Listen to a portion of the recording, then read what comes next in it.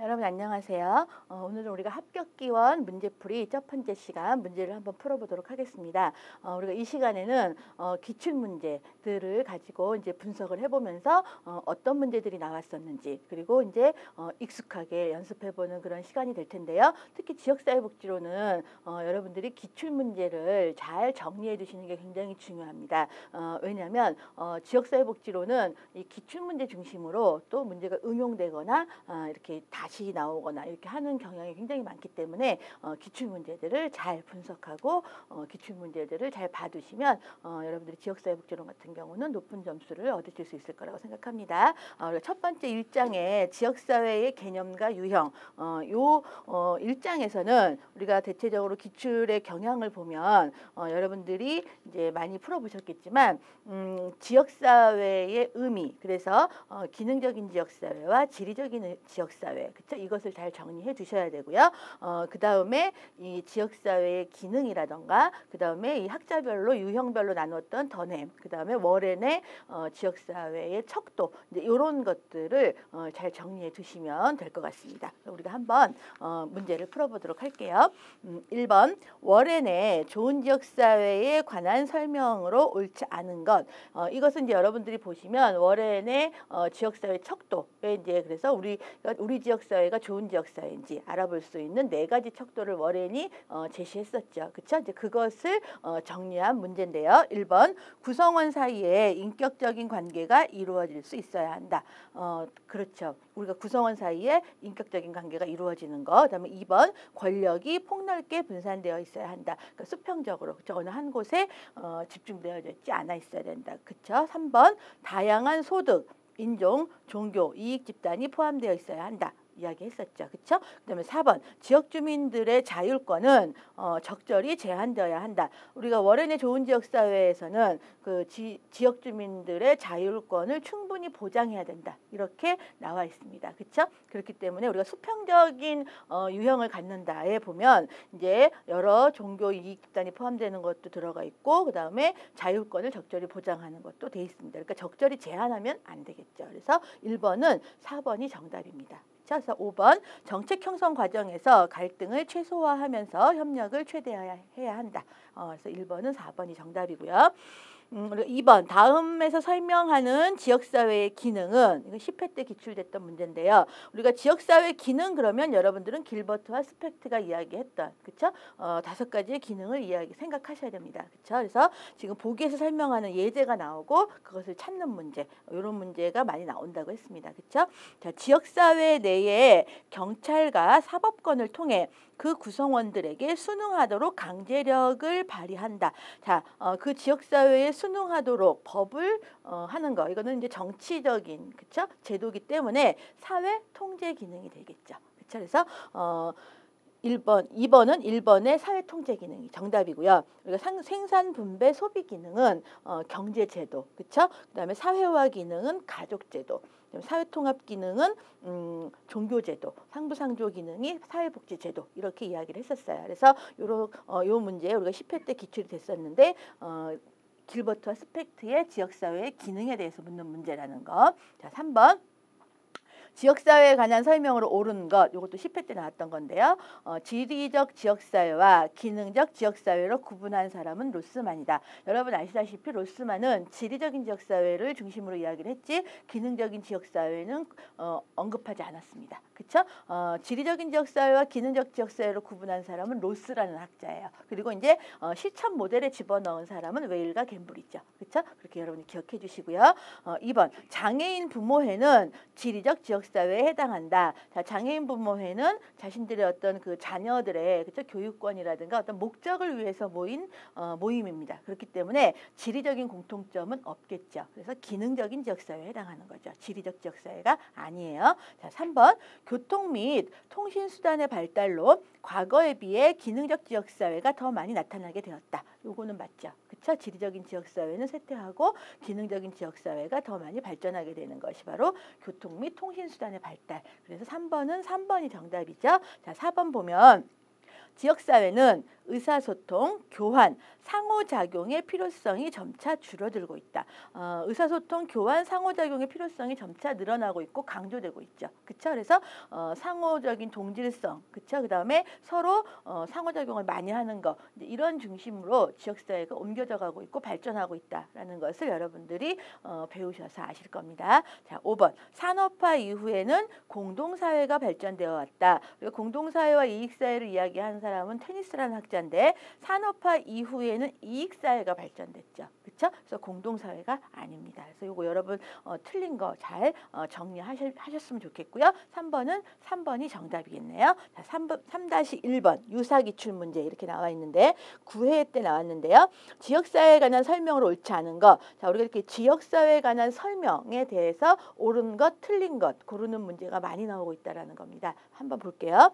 1번 지역사회의 개념에는 지리적인 의미와 기능적인 의미가 포함되어 있다. 맞죠? 그쵸? 그 다음에 2번 산업화 이후에 공동사회가 발전되어 왔다. 우리가 앞부분에서도 풀었지만 이익사회가 발전되는 거죠. 그렇죠? 그래서 산업화 이후에는 공동사회가 아니라 이익사회가 발전된다. 3-1번도 2번이 정답. 그렇죠? 그다음에 3번 정보통신기술의 발달로 가상공동체가 부상하였다.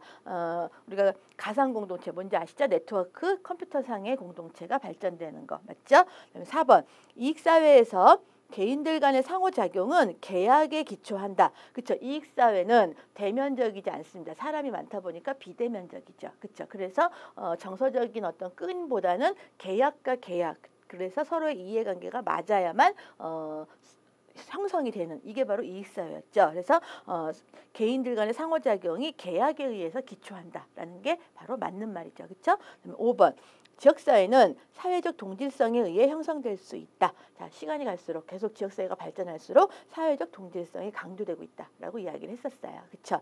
그래서 지역사회에 관한 설명을 옳지 않은 것은 2번에 산업사회 이후에는 이익사회가 발전되는 거지 공동사회가 발전되는 것이 아니라는 거. 잘 아시겠죠? 자, 3-2번 한번 볼게요. 이것도 또 지역사회의 개념에 대한 설명으로 틀린 것 고르는 겁니다. 1번 공통의 이해관계나 특성을 지닌 공동체로 설명할 수 있다. 그렇죠? 우리가 지리적인 공동점이 있거나 안 그러면 공통의 이해관계나 특성을 지닌 공동체 이것도 우리가 지역사회라는 거 기억하시죠? 네, 2번 지리적 지역사회가 기능적 지역사회의 의미를 포괄한다. 요거는 맞지 않죠. 그렇죠? 우리가 지리적 지역사회는 지리적인 보시면 우리가 설명을 하면 지리적 지역사회는 지리적인 공통점이 있어야 돼요. 그렇죠? 지리적인 공통점이 있어야 되지만 기능적 지역사회는 이익이나 또는 어떤 여러 가지 협의에 의해서 이루어지는 게 바로 기능적 지역사회잖아요. 그렇죠? 기능적 지역사회. 그러니까 사실은 이 안에는 지리적인 안에 또 기능적 지역사회도 들어갈 수 있는 겁니다. 그렇죠? 그렇기 때문에 기능적 지역사회가 지리적인 지역사회를 포괄할 수가 있는 거죠. 지리적인 지역사회는 지리적인 공통점이 있어야 되기 때문에 아무래도 기능적인 지역사회보다는 좀 더 의미가 좁다라고 볼 수가 있겠죠. 그렇죠? 요거 문제 이해하시겠죠? 그래서 지리적인 지역사회보다는 기능적인 지역사회가 지리적인 지역사회를 포괄한다. 이렇게 해야 맞는 게 되겠습니다. 그래서 여기서 보면 지리적 지역사회가 기능적 지역사회의 의미를 포괄한다 했기 때문에 이것이 틀린 거죠. 그렇죠? 그다음에 3번 사이버 공동체, 가상 공동체가 새롭게 등장하고 있다. 맞죠? 그다음에 4번 종교나 동성애, 생활 방식 같은 동질성을 지닌 집단을 포함한다. 요거는 이제 우리가 기능적인 지역 사회로 보기 때문에 지역 사회에는 지리적 지역 사회, 기능적 지역 사회가 있잖아요. 그러니까 지역 사회라고 할 수 있죠. 그렇죠? 5번 일정한 지리적 영역 내에 같이 거주하는 경우를 의미한다. 요거는 이제 지리적 지역 사회에 해당하겠죠. 그래서 지역 사회에 대한 개념에 대한 설명으로 틀린 것은 2번입니다. 이해가 되시죠? 그래서 여러분들이 지리적 지역사회냐 기능적 지역사회냐 요것을 묻지 않고 그냥 지역사회다 이렇게 물어보면 거기에는 여러분들이 항상 지리적 지역사회와 기능적 지역사회가 다 포함되는 것이다 라는 것을 머릿속에 염두에 두시고 문제를 푸셔야 됩니다. 아시겠죠? 자, 또 3번, 3-3번도 유사기출 문제입니다. 지역사회의 개념 중 적절한 것을 모두 고르시오. 7회 때 나왔죠. 그러니까 지역사회의 개념에 대한 정의는 여러분들이 아주 잘하고 계셔야 돼요. 그러니까 거의 매회 출제가 됐다라고 봐도 될 정도입니다. 아시겠죠? 자, 기억, 지리적인 의미의 지역사회, 지역사회의 개념에 해당이 됩니다. 그렇죠?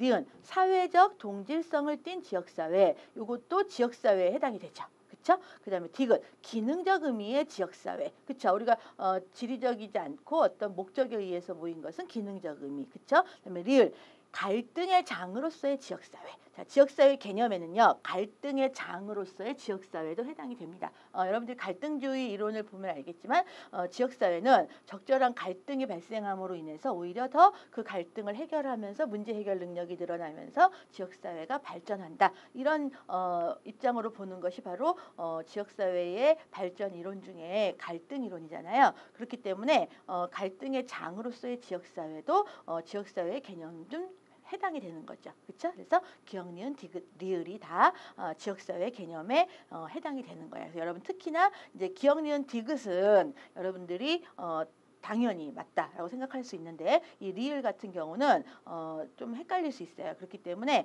이것도 잘 알아두시면 좋겠습니다. 아시겠죠? 그래서 3-3번은 5번이 문제고요.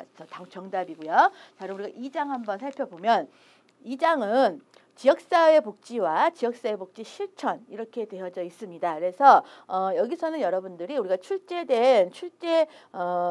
문제들의 경향을 보면 지역사회 복지 실천의 기능, 그 다음에 이제 지역사회 복지 실천의 원칙, 가치 이런 것들이 거의 골고루 다 출제가 되었었고요. 특히 지역사회 이념 중에서는 정상화라든가 사회통합, 그다음에 주민참여 네트워크, 그다음에 거기 탈시설화에 해당하는 시설의 사회화, 그러니까 이런 문제들이 많이 출제가 되었어요. 그래서 여러분들 여기서는 지역사회복지 실천의 원칙이라든가 기능 특징 그러니까 이런 것들을 골고루 잘 알아두셔야 되고 그다음에 지역사회의 이념은 반드시 정리를 해두셔야 되겠죠. 그렇죠? 그럼 한번 문제풀이를 해볼게요.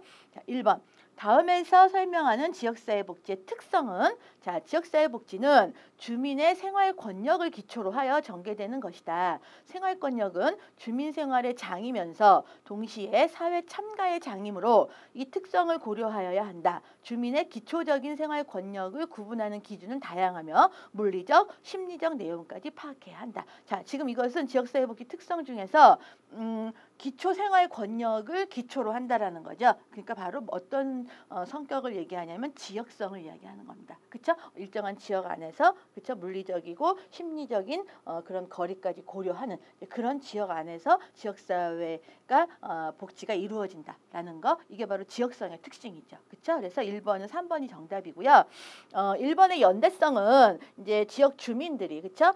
문제를 얼마만큼 그 공동의 주제로 생각해서 그렇죠? 공동의 문제로 생각해서 서로 힘을 합쳐서 문제를 해결해내느냐 하는 것이 연대성이고 또 공동성도 거의 비슷한 겁니다. 지역사회는 공동의 개인의 문제가 아니라 공동의 문제를 이해해서 그것을 공동의 선으로 해결하려고 한다라는 특징이 있다라는 거죠. 그렇죠? 그럼 예방성은 지역사회 복지의 특징은 어떤 문제가 발생하기 전에 문제를 미리 알아내서 예방하는 거. 그렇죠? 예를 들면 환경 문제가 생기기 전에 환경에 오염이 생길 것 같으면 미리 알아내서 환경 오염 방지를 하는 이런 예방성을 갖고 있는 게 특징입니다. 그렇죠? 그다음에 통합성은 지역사회 안에는 여러 계층과 그렇죠? 여러 욕구를 가진 사람들이 있기 때문에 모든 사람들에게 서비스를 그쵸? 해당하는 서비스를 제공해야 된다라는 게 바로 통합성이죠. 그쵸? 그래서 우리가 지역사회복지의 특성의 이런 설명이 실제적으로 나왔었다는 거. 이게 11회 문제 때